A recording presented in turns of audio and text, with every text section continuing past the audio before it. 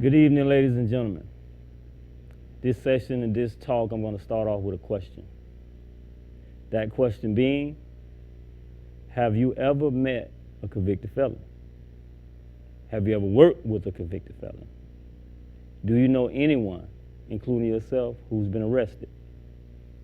If not, that would be a pretty rare feat in the United States, because let me give you a few statistics. There are over 2.3 million men and women right now at this moment that are incarcerated in jails, correctional facilities, and prisons around the nation. My name is Damon Thrash, and I'm the founder and creator of From Ink to Ink, Untransitional Services. So let me tell you a little bit about what untransitional services are. Untransitional services are entrepreneurial and transitional services that provide a platform for aspiring incarcerated entrepreneurs who want to change their life when they get out of prison by launching a business. But this is the key. We don't want them to start their dream of launching a business when they get out. We want to help them while they're inside, where they can make that change and have that solitude and peace of mind to be able to change their mindset. So when they do enter society, we can provide them the skills, the resources, and the tools they need to launch a successful business and give back to the community. A little bit about myself. I'm recently released from state prison for trafficking and conspiracy cocaine. I've been released 1 year, 37 days. I spent 17 calendar years in prison for a crime that I did commit. The crime that I did commit was conspiracy to traffic cocaine, was a crime committed because of my way of life. Has anybody ever heard of the war on drugs? Another question. My background in history. Grew up in what you call housing projects. Low income, crime-ridden, drugs, murder, you name it. Even my father, my stepfather, both of them, they've been to prison.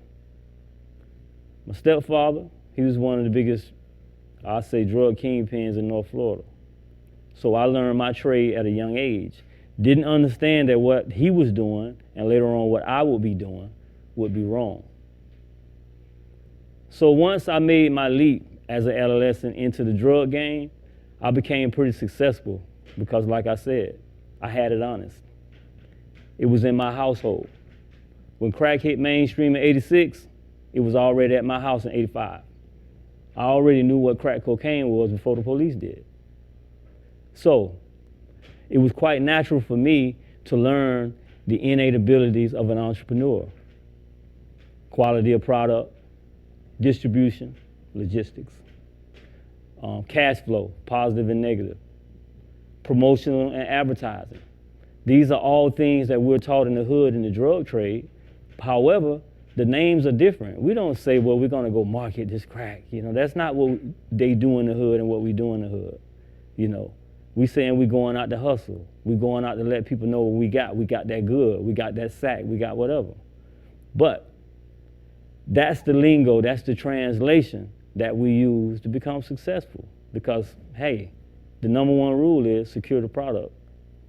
The number two rule is do not get caught. So I had a successful 10-year run.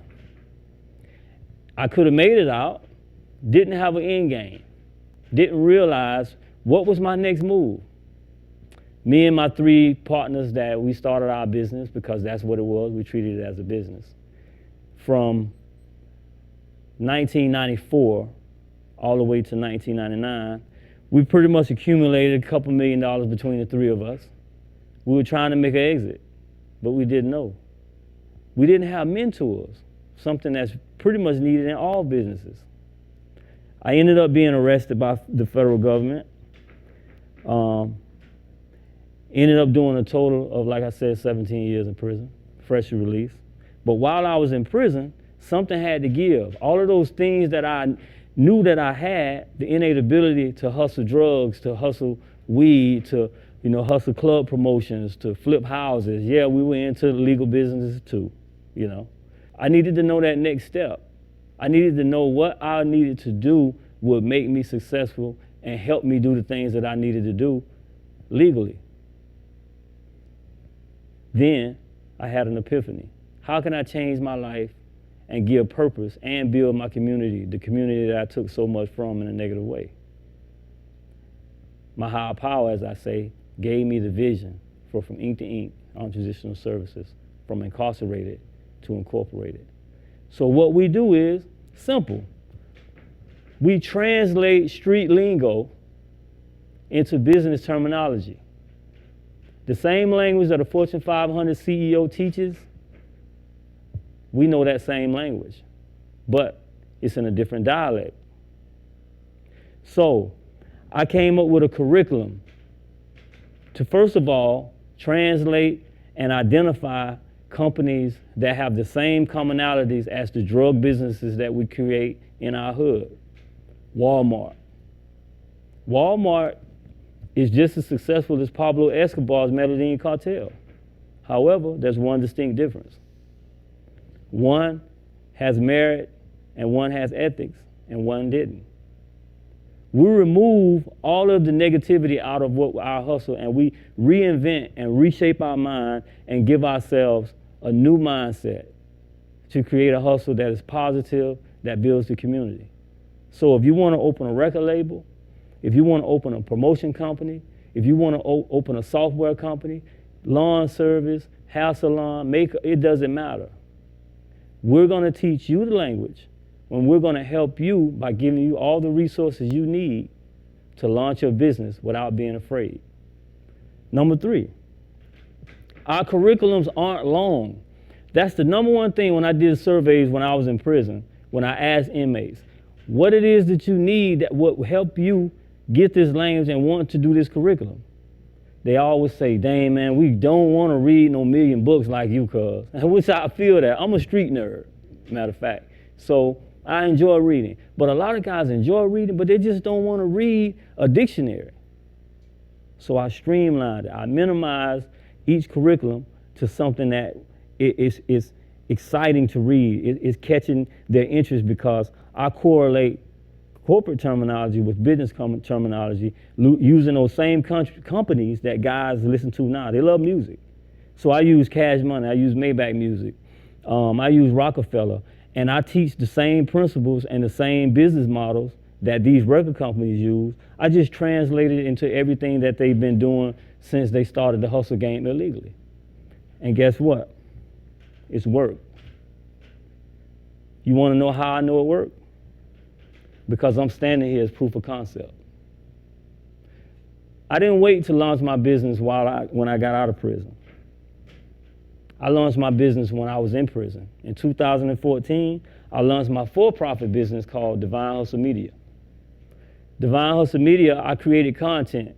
I wrote TV shows. I wrote business plans. I wrote business concepts. I wrote the curriculum for From Ink to Ink, which is a 501c3 registration to come soon. We're actually a charity now.